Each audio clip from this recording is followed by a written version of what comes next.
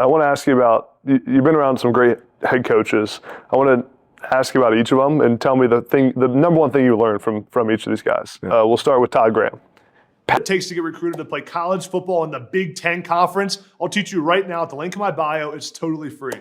Passion. I mean, every single day this guy came to work with juice and energy.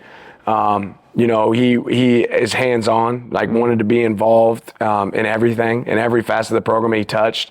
I thought he also was one of the best that I've ever seen about, you know, creating a message, you know, clear, concise message and spark. Right? Yeah. He brought a spark. Yeah, I've heard a lot of good things about him from the people at Arizona State. They all talked about him and the discipline and how that place was run.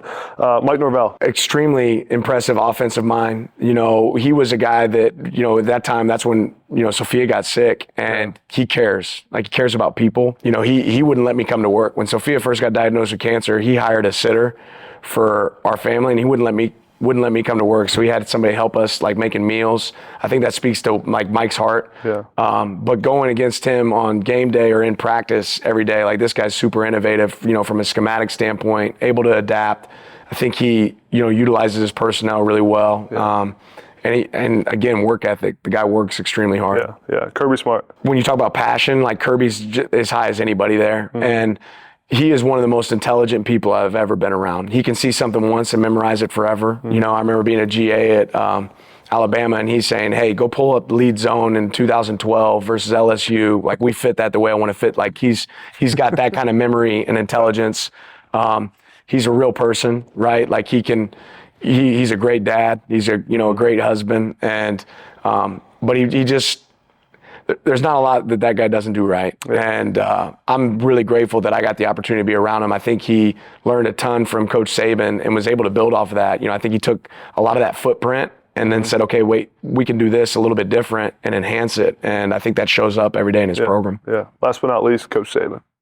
I mean, the definition of consistency, right? You know, at times you almost feel like you're dealing with a robot because of how, you know, methodical he is in his approach.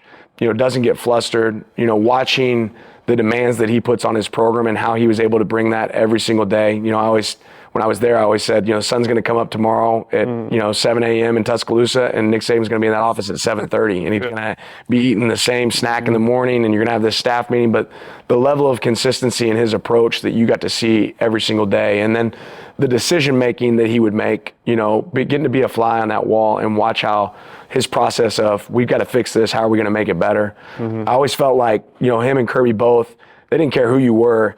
If you had some sort of value that you could add to the program, like, they wanted to know what you knew. If you were a janitor in the corner of the room and you had a blitz package that was going to be good versus this team, like, he wanted to see it. And I always valued that. It didn't really matter who the person was. If you could bring value to the organization, he wanted to tap into it. Yeah.